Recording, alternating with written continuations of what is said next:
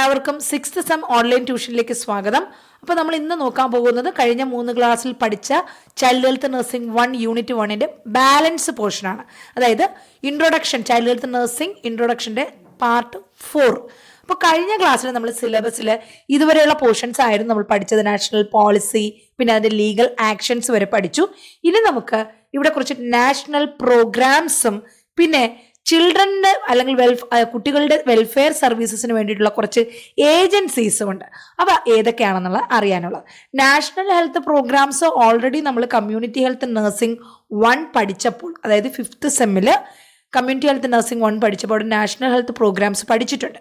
അവിടെ പഠിച്ചതും ഇനി പഠിക്കാൻ പോകുന്ന ഗൈനക്കോളജിയിൽ ഇനി പഠിക്കാൻ പോകുന്ന ചില പ്രോഗ്രാംസ്, അവ രണ്ടും കമ്പൈൻ ചെയ്ത് അതിൽ കുട്ടികൾക്കുള്ള പ്രാധാന്യം എന്താണെന്നുള്ളതാണ് നമ്മൾ ഇവിടെ ഇന്ന് പഠിക്കാൻ പോകുന്നത്.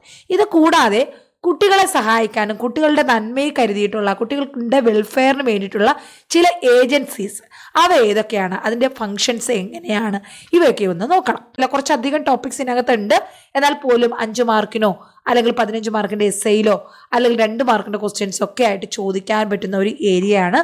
പല പ്രാവശ്യം ക്വസ്റ്റ്യൻസ് ഇതിനകത്ത് വന്നിട്ടുള്ളത് കൊണ്ട് തന്നെ അത്രയും ഇമ്പോർട്ടൻസ് കൊടുത്ത് പഠിക്കുക. ഇവിടെ നോക്കുക, നമ്മുടെ റിംബിൾ ശർമ്മ സാറിന്റെ ടെക്സ്റ്റ് ബുക്കാണ് നമ്മളിവിടെ പഠിക്കാൻ ഉപയോഗിക്കുന്നത്.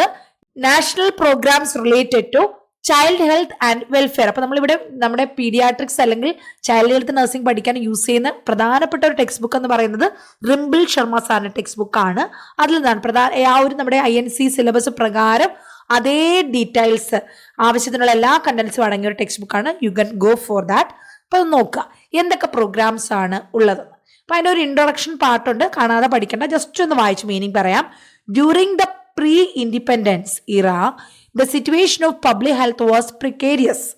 After independence, the government of India reorganized healthcare delivery system to provide 3-tier health services through a network of national health programmes. അത് നമ്മൾ കഴിഞ്ഞ സെമ്മിൽ പഠിച്ച കാര്യമാണ് അല്ലേ. 3-tier ഹെൽത്ത് സർവീസസും ഡിസ്ട്രിക്ട് ലെവൽ സർവീസസും സെൻട്രൽ ലെവൽ സർവീസസും വില്ലേജ് ലെവൽ സർവീസസും പഞ്ചായത്ത് രാജ് എന്താണെന്ന് ഇതൊക്കെ നമ്മളവിടെ പഠിച്ചു. അപ്പോൾ നമ്മുടെ നാട്ടിൽ സ്വാതന്ത്ര്യം കിട്ടുന്നതിന് മുന്നേയുള്ള പബ്ലിക് ഹെൽത്ത് സർവീസസ് എന്ന് പറഞ്ഞാൽ വളരെ മോശാവസ്ഥയിലായിരുന്നു. നമുക്കൊന്നും സാധാരണക്കാർക്ക് ആവശ്യത്തിനുള്ള ഹെൽത്ത് കെയർ സർവീസസ് ഒന്നും ലഭിക്കുന്നില്ലായിരുന്നു. എന്നാൽ സ്വതന്ത്ര ഇന്ത്യയിൽ എന്തു ചെയ്തു? കൂടുതൽ പ്രാധാന്യം ജനങ്ങളുടെ ആരോഗ്യത്തിന് കൊടുത്തു. അതുകൊണ്ട് തന്നെ നമ്മുടെ ഹെൽത്ത് കെയർ ഡെലിവറി സിസ്റ്റം എന്ന് പറയുന്നത് ഒരു 3-tier ഹെൽത്ത് സർവീസസ് ആയിട്ടാണ് നടപ്പിലാക്കിയത്. ഈ ഒരു 3-tier ന്യൂട്രീഷൻ അവിടുന്ന് പ്രൊവൈഡ് ചെയ്യുന്നു. ഇതുകൂടാതെ ICDS integrated child development scheme. അപ്പോൾ ഇതൊക്കെ നമുക്ക് ഇനി വീണ്ടും പഠിക്കാനുണ്ട് കേട്ടോ. അവിടെ നമ്മൾ ഇതെല്ലാം വീണ്ടും പഠിക്കും.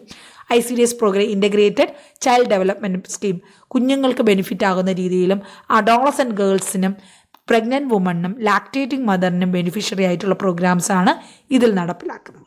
ഇത് കൂടാതെ മിഡ് ഡേ മീൽ പ്രോഗ്രാം, ഉച്ചഭക്ഷണം, സ്കൂളുകളിൽ പഠിക്കുന്ന കുഞ്ഞുങ്ങൾക്ക് ഉച്ചഭക്ഷണം സ്കൂളിലെയും, അതായത് നറിഷ്ഡ് ആയിട്ടുള്ള അതിവിടെ പ്രോപ്പറായിട്ട് ഓരോ ഏജിന് ആവശ്യമുള്ള ന്യൂട്രീഷനിൽ അടങ്ങിയ ആഹാരം സ്കൂളിൽ ഭക്ഷണമായിട്ട് പ്രൊവൈഡ് ചെയ്യുന്നു. അതാണ് മിഡ് ഡേ മീൽ പ്രോഗ്രാം എന്ന് പറയുന്നത്. ഇതെല്ലാം നമ്മൾ പഠിച്ചിട്ടുള്ളതാണ് കേട്ടോ. അപ്പോൾ ഒരു മിഡ് ഡേ മീൽ പ്രോഗ്രാമിനകത്ത് സെറിയൽസും മില്ലറ്റ്സും 75 ഗ്രാമും പെർ ഡേ, ഒരു കുട്ടിക്ക് കൊടുക്കുന്ന ഫുഡിൽ 75 ഗ്രാം സെറിയൽസും മില്ലറ്റ്സും 30 ഗ്രാം പൾസസും 8 ഗ്രാം ഓയിലും ഫാറ്റും 30 ഗ്രാം ലീഫി വെജിറ്റബിൾസും 30 ഗ്രാം നോൺ ലീഫി വെജിറ്റബിൾസും ഉണ്ടായിരിക്കണമെന്നാണ് ഇതിൻ്റെ ഒരു പ്ലാൻ. അത് പ്രകാരം കുഞ്ഞുങ്ങൾക്ക് സ്കൂൾ ലഞ്ച് പ്രോഗ്രാം എന്നാണ് മുന്നേ അറിഞ്ഞിരുന്നത്.